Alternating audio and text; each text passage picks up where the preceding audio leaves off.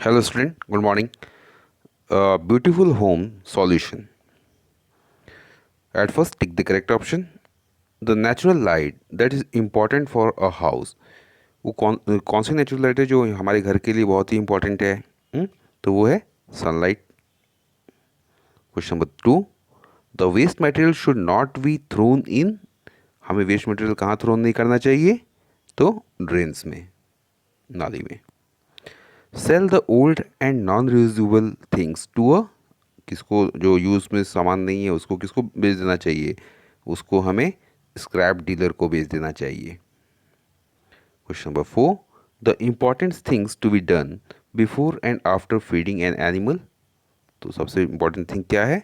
तो important thing है washing hands and fill in the blanks. ये जो ब्लू कलर से लिखा हुआ है वो आपका ब्लैंक है. ठीक है. The size of a house does not matter. The window door should have a wire mesh to keep mosquito away. Many diseases of birds can be passed on to human beings.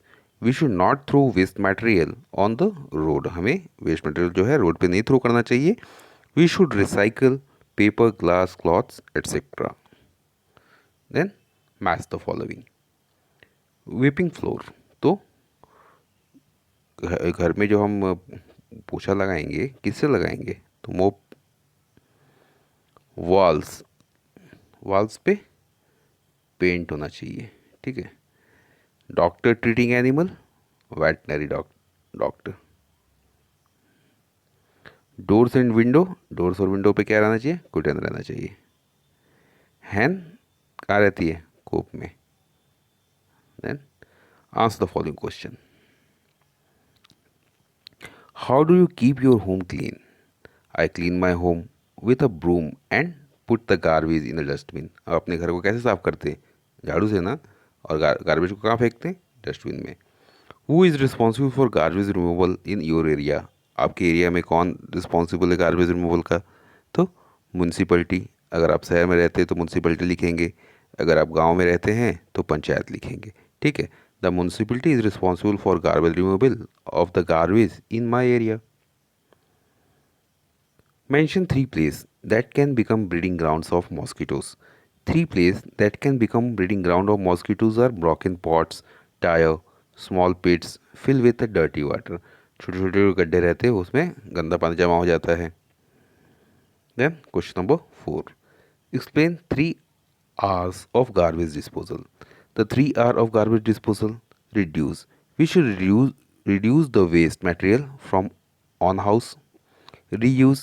We should try to reuse the things like jar and bottles. Recycle. Few things can be recycled like paper, glass, cloths, etc. Then question number 5. Which 4 important points must be kept in mind if you want to keep a pet? अगर हमने पेट रखा हुआ है तो हमारे दिमाग में कौन कौन सी चीज़ें रहनी चाहिए? तो सबसे पहले I will be very careful about washing hands after playing with pet. सबसे पहले तो हमें बहुत ही केयरफुल रहना होगा. अगर हम अपने पेट के साथ खेलते हैं तो आफ्टर प्लेइंग हमें हैंड वॉश करना चाहिए. Clean the place every day. और जहाँ वो रह रहा है उस जगह को हरदम साफ सुथरा करना चाहिए. Take the pet to veterinary doctor for regular checkup.